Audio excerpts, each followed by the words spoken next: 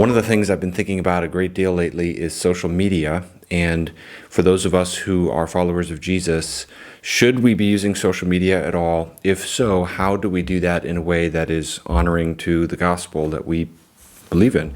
Because, and part of this is I watched the movie The Social Dilemma recently, and it didn't introduce concerns for the first time, but it just really confirmed and furthered some of the concerns I've had of just in my own life. Am I using social media wisely? At times I've kind of wondered, how do I throttle back? At times I've noticed I have this pull to it, so I have to find ways to kind of put my phone on silent, take a break, take a Sabbath, take a week off, that kind of thing. And I don't think I'm the only one who's wrestling with those questions. And then when we are on there, there's so much polarization, hatred, slander. I mean, it can be a pretty nasty place at times. At times it just feels like this is a tough medium to engage in a way that is edifying and is actually constructive. Should we even be on these platforms? And if we are, how do we navigate them in a reasonable way and in a wise way? So I'm kind of on a journey of just thinking about that. So I invited my friend Matt Smethurst to talk with me and just to benefit from his wisdom. And I wanted to put this out so that others can consider what he has to say as well. Matt is the managing editor at the Gospel Coalition. He's written several books. He's got a new book on deacons coming out in April, which I'll put in the video description here. You can check that out. And he models what I feel is a really helpful way of using social media. And I've just appreciated his approach, and I think we can learn from him. So this is by no means the final word on everything, but it's just one part of a conversation on a really relevant issue that I hope will be helpful to you. Hey, Matt, thanks so much for taking the time to do this. It's really an honor to be able to talk with you. Yeah, Gavin, thanks for having me. So we're going to talk about social media and uh, some of the concerns that I have about it. I just mentioned to you, I'm talking to you about this because I really respect the way you conduct yourself on social media. And maybe just to start with, what forms of social media do you use, and do you have a favorite? I basically just use Twitter. So I do have a Facebook account, which I only use for the occasional Christian ministry related post, but usually just for family stuff. I don't have an Instagram account, and I don't even know how all the popular accounts among teenagers today work. So I joined Twitter, I think, in 2011, and that's about all I've done. Okay. Yeah. So I joined Twitter in 2012. So I was right behind you. And we just discovered we're the same age as well. And my background is not nearly as educational as yours, by the way. I like that. It's very, very classy. Yeah. This is my wife's desk where she teaches online. So, um, you know, looking at your background versus mine, I don't look like a very impressive reader. It's like I own 7 books and you've got a multitude. But That's how I planned it. I kind of wanted to establish dominance early on, that's right. so. um, but yeah, so okay, so you were on Twitter from 2011. I was right after you. From then until now, I feel like things have changed a little bit, and I'm just curious if you feel that way. I feel like it's never been a particularly endearing, warm, friendly place, but I feel like Twitter has become more mean and just almost sort of darker, to use a strong term. And I'm not trying to be too negative on social media throughout this conversation, because I actually am on social media myself and I really enjoy it. So we'll talk about some of the good things of social media, but do you feel like Twitter has gotten meaner over the years? I do. I think it has certainly brought out the worst in us in ways that it wasn't several years ago. Now, let's be honest, there have always been, in the heyday of blogs, there were always nasty commenters. In the early days of social media, there were kind of angry, what were called trolls. But those seem to be relegated to the periphery in a way that is not so much the case now. Now that uh, that kind of whistleblowing, speaking truth to power, uh, Mhm. exposing people, posture has become a brand. It's become this cottage industry that is really inescapable. And I've long, maybe we'll get to this later in the conversation, but you know, critics can really be a gift, and I've learned a lot from critics and criticism in the course of my life and ministry, and even via social media. But I think it's important to distinguish between good faith critics and bad faith critics. And one difference, I think I actually got this distinction from our former colleague at TGC, Bethany Jenkins. A good faith critic is someone who ultimately wants to see you succeed. They want you to revise this or that, and acknowledge your mistakes and grow.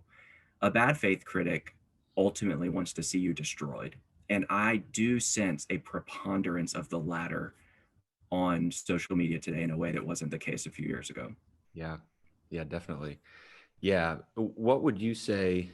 Well, I want to ask, what are the main dangers you see to social media? So one of them we're already getting into is this posture of bad faith criticism and constant outrage. And I've actually done a little bit of reading about that, that there's sociology that gives reasons for why that is so common on that medium, because you get more traction by showing outrage than by showing kindness. The medium rewards outrage and it rewards snarkiness, and there's certain things like that that it rewards. But at first, I want to ask: have you ever thought about getting off Twitter? Because that's something I've wrestled with, and thus far, it's only been just take breaks. Have you ever wrestled with it personally in terms of should I even be on this medium? Not on a permanent basis, and part of that admittedly is with my job at TGC. It's important for me to be dialed into these conversations to a degree, but I have certainly started taking more weeks off during over the course of a year, than I used to. And those are humanizing, like rehumanizing, refreshing, restorative weeks for me. Yeah. um, I also want to say to your earlier point about it's not all a cesspool. I mean, if you know who to follow and you know who to mute, and you remember to have fun, you resolve to have fun, not to take yourself too seriously, the good can outweigh the bad, but it's going to take a lot of intentional curation in order to make that possible. That's what I found. I want to come back to that in a second. Like, how do you decide who to mute? But maybe just some basic practices that you can. I'd just be curious to pick your brain about. So, responding to comments. Do you ever respond to comments? How do you decide about whether or not to respond to comments? I do occasionally. I do not feel beholden to respond to comments. Mhm. I I think I make the decision obviously on a case by case basis, in part just on whim and mood, whether I feel like it, but also in part partly based on whether I think the person is again engaging in good faith. If they're genuinely wanting to gain clarity on what I meant, or ask for a resource, I really enjoy recommending resources to people. So if someone you know messages me, sends me a tweet and say, "Hey, what's the best book you're aware of on uh, elders, or sexuality or something like that?" In general, I'm going to try to respond to that, because I do want to be as helpful as possible. I'm not, no one is beneath me, and so I want to be accessible and responsive, but also realizing that, man, once you start engaging with someone, there are people for whom this kind of feels like a full-time gig, and you could kind of get sucked away from things that are more important to our daily responsibilities. Yeah, absolutely. Yeah. Okay. So I'm going to go through a couple different kind of, um, I guess, decisions we've all got to make and just kind of pick your brain about these things. What about responding to current events? Giving a hot take on something. So, when I think about tweets, there's different kinds of tweets. Some are just a timeless, a quote that is just a timeless principle or something like that. And then there's um, responding, whether by naming a person or naming an event or the subtweet, anonymously kind of addressing something. How do you think about for you? Is Twitter mainly about the timeless, or do you ever give a hot take on something or address a current event that's happening? And how do you think about that? How do you decide, when to speak and how to speak about current events? My shtick is not hot takes. Uh, in general, I am wanting to simply encourage, edify, instruct, build up the people who choose to follow me. By no means do I think I always do a good job at that. But in general, I'm not a news junkie kind of guy who's following all the twists and turns of the fallout from the presidential election and wanting to weigh in on, the latest thing that Sean Hannity or Rachel Maddow said. I do. I will weigh into something when I feel like it's in my lane. So uh, if there's a current event that touches on uh, theology or ecclesiology or what it means to be a Christian in a secular age, anything along those lines, I'll be a little more inclined to want to weigh in. I don't have a confrontational posture on Twitter, and so I've quote unquote maybe called people out a few times over the course of the last almost decade, but very rarely. Uh, I will I will subtweet on occasion, but I've noticed that the last couple times I've done that, it's been counterproductive because people in, I think, hubris have assumed I was talking about them and sort of gloried in that fact when in fact I didn't have them in mind at all. So I almost feel like I kind of gave, gave some people the delight to think that they were on my mind when they weren't, if that makes sense. So I think in general, it's better to just be direct, but also kind. One verse that comes to mind, I actually pulled it up before this call. I think that Titus 3:2. Now there are verses like this which are verses like this permeate the New Testament, but here's just one example. Titus 3:2. It's just pretty straightforward. These are commands from God mediated through Paul. Slander no one, avoid fighting, be kind, always show gentleness to all people. I mean, there are no asterisks there. I mean, always showing gentleness to all people. I think of the command in 1 Peter 2:17, honor everyone, not just those whom it's easy to honor.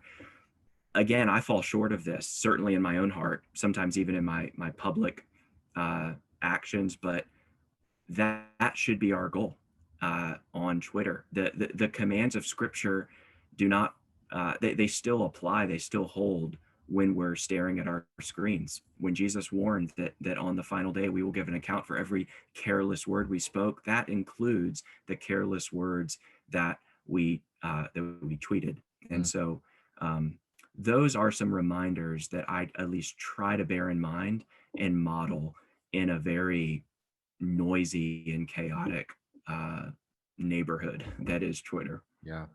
That's really good.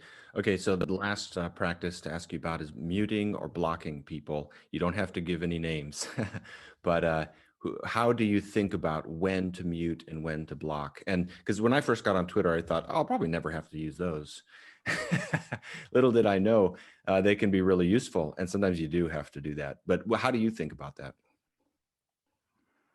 Just WWJD. I have to think Jesus would have muted a lot of Sadducees and Pharisees and not sinned in the process. I mean, I personally, I've never blocked someone, not because I'm afraid to, but again, it goes back to my earlier point. If you block someone, um, that could be seen as a victory for them, and a cause to kind of celebrate with their friends that that you've noticed them and you've blocked them, and you know they've gotten under your skin, whatever. So I just mute a lot. Mm. Never muted you, fear not. Uh, but I found the mute button to be a very good friend, and I'm sure people have muted me, and they're they more than have the right to. That was the main thing I wanted to figure out in the interview, is if you've ever muted me. So thank you. I So feel very reassured. you want to close in prayer now? Yeah. um, Go back to reading okay. my books. Yeah. um, okay. So we've talked a lot about kind of how we should function and the way we talk on Twitter. Another thing I want to talk about is getting addicted to it. I'll just be honest and admit I've struggled with feeling addicted at times, checking it too much. I've had moments where I'm literally scrolling through Twitter and I'm like, I don't remember making a conscious decision to pull up Twitter. I'm just here and I'm like, how did I get here? And I watched the movie The Social Dilemma, which some people watching this will be familiar with on Netflix. And that furthered my awareness of how addictive these tools can be. And again, we're gonna come back and say some positive things about social media too. But have you ever thought about this? Can you give coaching or input on this, of when do you know if you're getting addicted to social media, and just what are some ways to avoid that, or what do you do about that when you see that happening? I think that it's the same as any idol, asking questions such as, is this emotionally affecting me in a way that really it doesn't deserve? In other words, am I giving this little medium a promotion in my heart that it doesn't deserve? Am I making it into something that it wasn't meant to be? And the way you know that that's happening is because your mind, you find yourself daydreaming about it, either in your pride, daydreaming about things going well, and you generating a lot of traction and attention because of something you've said, or in your fear, things going poorly, and you becoming the object of the mob and cancel culture and all the rest. And so I think that in my own heart, I know that social media is in its proper place when my heart is at rest and at ease in relation to it. But to the degree I start to have this low grade anxiety that that stalks me and kind of just um, stays with me throughout the day, no matter what I'm doing. And then I'm able to trace that to, oh, that controversy I saw, or how are people responding to this thing I said. I mean, all of that um, is just lethal to the soul. That will make one's soul just shrivel. And so that's kind of how I've tried to think through that. But I agree that there's an addictive pull, and the way I've put it before is that addiction to social media will make you aware of everything and wise about nothing. Hmm. That's the danger. Yeah. And to think that being aware of everything is the same thing as wisdom, when in fact the two couldn't be any more different. And on this score, I want to commend my colleague Brett McCracken's forthcoming book, The Wisdom Pyramid, which I think is a timely antidote to some of these traps that we all fall into in a social media age. Yeah. That's a fantastic book. I would just second your recommendation of that, and I will link to that in the video description so people can check that out. Yeah, on this whole topic of addiction, I mean, we know that these devices are designed to be addictive. The more we're on there, the more money is made. So they do pull us in.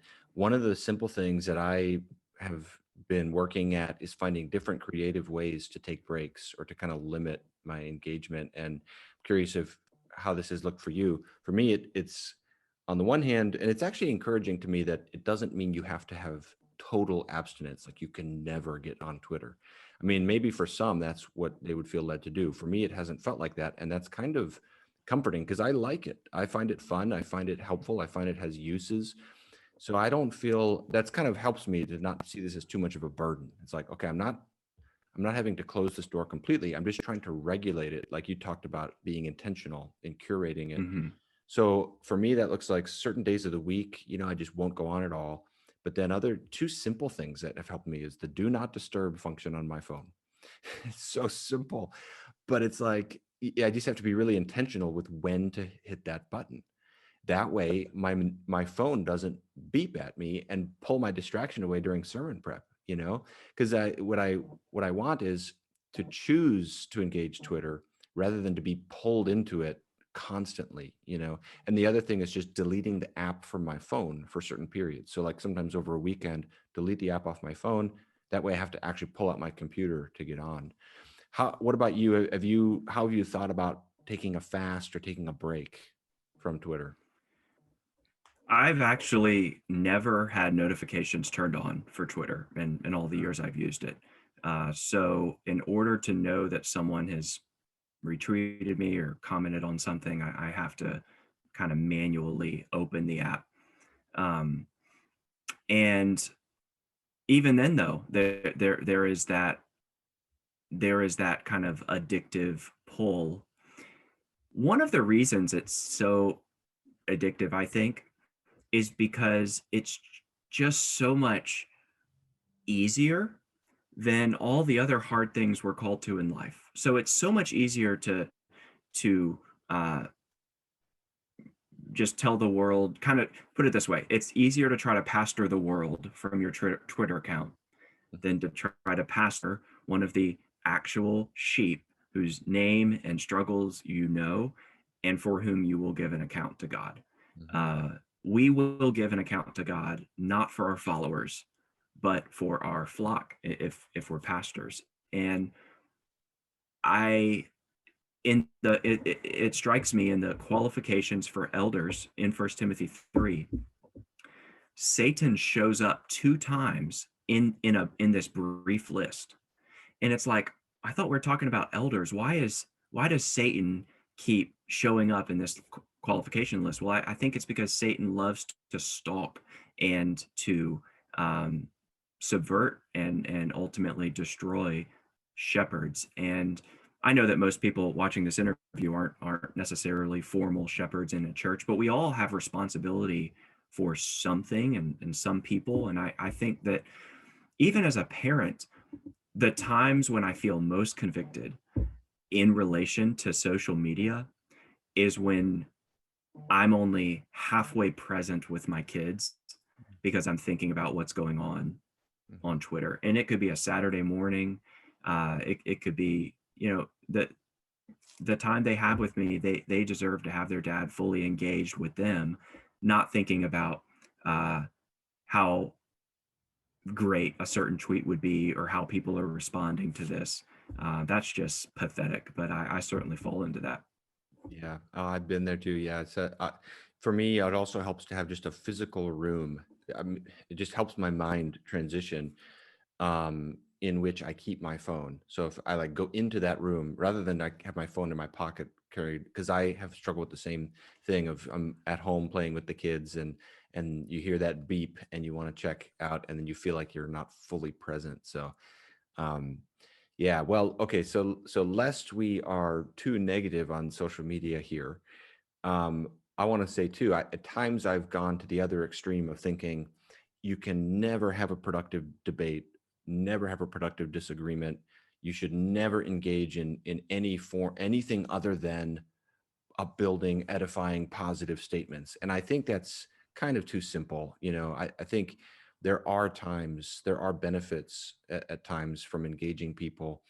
And so question for you is kind of when do you know what a productive debate or productive disagreement will be? You mentioned Titus 3 earlier. I was going to reference Titus chapter 3, verse 9, which says, avoid foolish controversies. But, Paul at times also is not afraid to engage in polemics. So how do you think about what's a foolish controversy to be avoided and what's actually a productive disagreement that you might engage in on Twitter or another form of social media? I think surely the answer has to do with whether it's something you're going to actually be able to be a constructive voice in something you're going to help to move the needle on. There a foolish controversy in part is a is a controversy that is a fool's errand. In other words, it's something you're going to engage in to no avail whatsoever. And that's really hard to determine. I mean, that's hard enough to determine in our own families and churches sometimes. Do I engage with this extended family member on that topic? Do I talk to this church member about that? If so, how do I go about it? That's hard enough with people we know. How much more so is it hard to be able to anticipate how a exchange is going to go with a complete stranger? Mm. So I think there needs to be kind of a high bar, a high threshold for, at least for me, for it to feel like it's worth the time to engage in a kind of back and forth interaction. When I think of times where it's gone well, I think it often is when there are full length articles involved, such as your little debate with Jonathan Lehman over baptism and membership a year and a half ago or so. I think that did advance the conversation, but it wouldn't have had the same effect if you guys had tried to litigate all of that in a series of 280 characters at a time. I just think the fact that you were linking to articles, even if it led to some circuitous Twitter threads that you had to kind of follow, I think that was an example of something where, wow, like that. I'm glad that they had this debate. And if they had just done it on their respective blogs without also kind of bringing it into the Twitter world, of course, it kind of started in the Twitter world, no one would have known about it, because Twitter, for better or worse, and Facebook, social media is the modern day newspaper. It's where we get our news. Yeah, I mean, it's sad, but it seems as though long form writing, I mean, even just a blog post, which is not really that long, maybe it's 1,200 words, but even that, you can do so much more in that kind of medium than you can over Twitter. And yet, unfortunately, sometimes we don't have those discussions. And Or, and this is a little pet peeve of mine, if you want to get muted, don't give me a tweet that ends with, 1 out of 29, where you're going to essentially take your WordPress blog account and just put it on my on my Twitter feed. Now there are some people who do threads well, but when threads become your kind of daily thing, you know, it can be difficult for me, at least. yeah, absolutely. Yeah, another rubric that I've sometimes thought about is what I'm saying right now, would I say it in person? You know, and because the tendency is to shy away from conflict in person out of fear and be extra bold on Twitter. I try to think, let's do the exact opposite. Let's be extra kind and extra gracious on Twitter, but call the person up on the phone and have a discussion there. And that's actually literally something I think we might consider doing. If you're going to have a disagreement with someone on Twitter and you know that person in real life, call them up and talk, or at least direct message them, and just having a human touch in the midst of disagreement, I think, is really important. So It's so um, true. One other thing that comes to mind, Gavin, is um, I think that to the degree that something is prone to misunderstanding, prone to being misunderstood, that you need to raise the threshold of whether you're going to weigh in. Now, that might seem just commonsensical, but I think so much of the talking past each other and even the missteps that I've made on Twitter have been not looking back on things that I think I was wrong about, but how it was just so easy to misunderstand. And I'm thinking of kind of two levels here. So there's the level of things that just demand a different medium. So if we're talking about something as complicated as critical theory or um, baptism and membership, in a lot of ways, we do need those longer form mediums to be able to nuance and articulate our thoughts. And of course, we see a lot of talking past each other because that's not happening. People are kind of dealing in shorthand and shibboleths, but it also pertains, this principle of how prone to misunderstanding is this. It also pertains to more trivial things.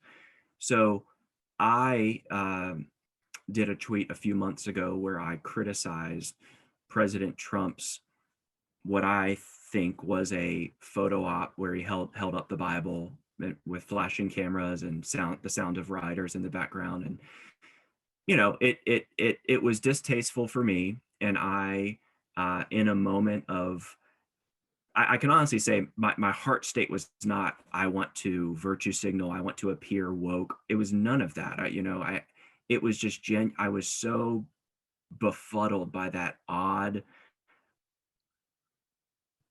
act, that odd stunt, that I criticized him on Twitter, and I ended up uh, deleting it, retracting it, because not because I think that my take on the thing was wrong, but because that kind of criticism is so prone to misunderstanding. And I'm specifically not thinking about critics on Twitter. I'm thinking about members of my own church. Again, those for whom I am responsible spiritually, those for whom I will give an account to God on the final day, Hebrews 13:17. And they don't know everything that was going on in my mind with that post. I was intending to just critique this one action of Donald Trump, but of course, there are going to be people in my church, like in all of our churches, who are going to read into that a post like that more than I'm intending. So that's a principle that after the fact I kind of realized, yeah, whether it's a trivial thing like just a publicity stunt, or it's a really complex thing like a discussion about critical race theory, asking how prone to misunderstanding is this, is a helpful litmus test. At least it has been for me. Yeah, totally. I love the humility and the wisdom of that, of dialing in, not just is this true, but how will this be experienced by other people? Which I think Mhm. you're right that we have to factor that in, especially as you're saying, if we're in a position of spiritual leadership. Um, and I think about that a lot is, yeah, how as a pastor, I have to be, and in 2020, we're recording this in December of 2020. So this of all years, I feel there's such polarization happening. It's so important to be extra careful. And before I've gotten to point, because I've made many mistakes as well, where every tweet, number one, sometimes just waiting on it a little bit and just think about it. Don't, especially if you're frustrated. And number two, just think about every single person who could read this and just assume that they will. Especially Mhm. if you're talking about someone, assume that person will read this tweet. And then it's like, do you still want to tweet it? Now, sometimes the answer might be yes, but it's good to kind of go through that methodical process to think about that. Don't ever tweet something or post to Facebook something that you're hoping deep down a certain person won't read. Yeah, I've done that before, and it's not worth doing. yeah, yeah. Yeah, one, we're kind of near the end here, but one of the things that concerns me is the number of people who are building a whole social media platform on what I would regard as slander. Um, Basically, whether it be a YouTube channel or Twitter or something, the whole ethos of it seems to be attacking and tearing down through not honest representation some other person. And one of the things I have thought about is, what do you do about that? How do you? And so for me, with my sphere of influence, my mind goes to, well, how can I, at least for the people that I have a charge over, like my church, how can I help them not cultivate an appetite for slander? Because I actually believe there's a lot of people who are absorbing what is slanderous or just honestly just hateful. There's so much hate and so much meanness right now, and they're not even thinking of it in those terms, because sometimes slander can go under the label discernment or calling something out. And obviously not all criticism is slander, but that does exist. There are people who build a whole platform on that basis. So I don't know if you have any thoughts about this, of how can we help people cultivate a taste for what is wholesome and not feed that beast. How do we starve that? How do we cultivate a taste? How do we help Christians value protecting the reputation of other believers? Hmm. Uh, I think about that all the time. I don't know that I've got it figured out, but I'd love to hear any thoughts you have. I think it's 34 times in the New Testament that diabolos is mentioned, and of course that word from which you can hear the word devil.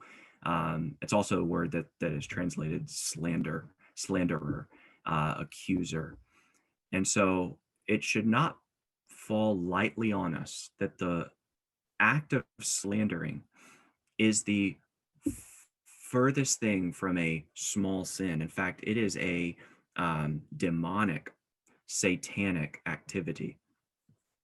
And I I do want to avoid a mentality that says, well, any criticism is slander. I think we should be people who are deeply aware of our blind spots. I mean, of course, we don't know what the blind spots are by definition, but we're aware that we have blind spots. We are aware of our inadequacies.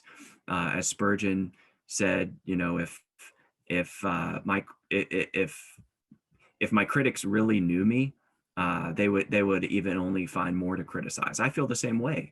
If the people who criticize me were to really be able to climb into my heart and see what's there, they would only find more material.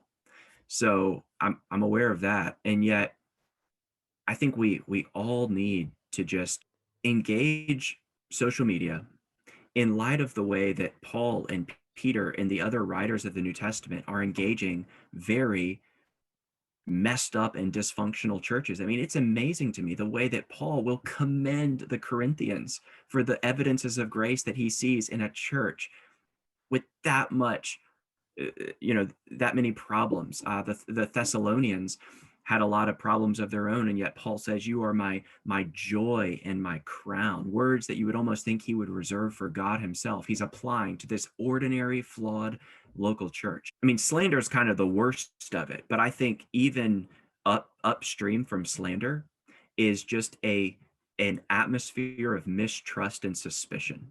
Hmm. Satan loves it when God's people forget about him and forget about their own mission and their own master, and they start focusing on one another in a culture, in an atmosphere of suspicion and mistrust. So he is going to get a foothold by doing everything he can to kind of breed uh, that mood.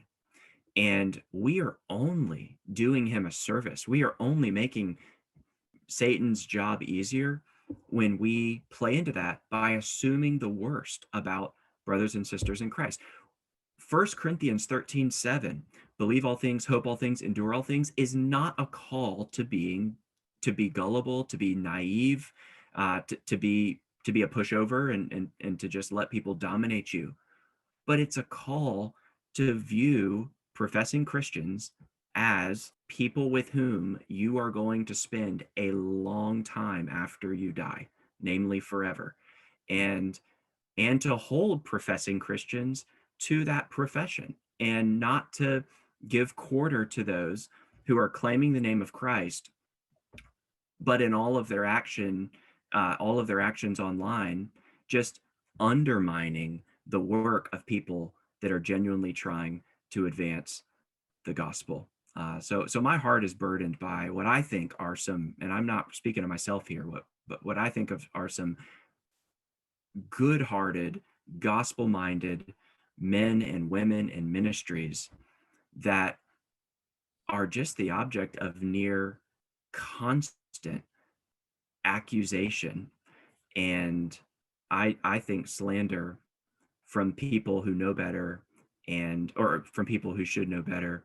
And I don't think I think the best response to that kind of thing is to ignore it. And you see that in Jesus's own interactions in the Gospels. Jesus didn't always engage bad faith dialogue partners. I mean, there were times where he's like, well, neither will I tell you, by what authority I'm doing these things. Jesus knew when someone was engaging him in good faith and when someone was not. And I think we would do well to take cues from him. Really good. Well, um, Thank you, Matt. I really respect and admire the way that you conduct yourself on Twitter, and just appreciate you letting us learn a little bit from your wisdom on those things. Just a final question would be, my dad always talks about gospel culture, and I love that.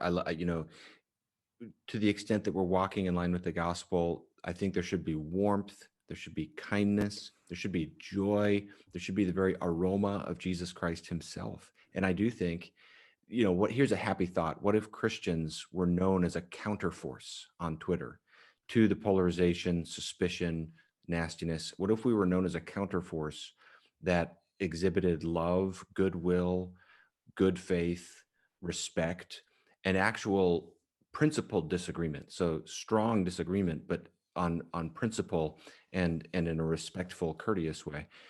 Um, how do you think we can do that better? How do you think we can build more of a culture in our social media usage that is in line with the gospel? Do you have any tips for us?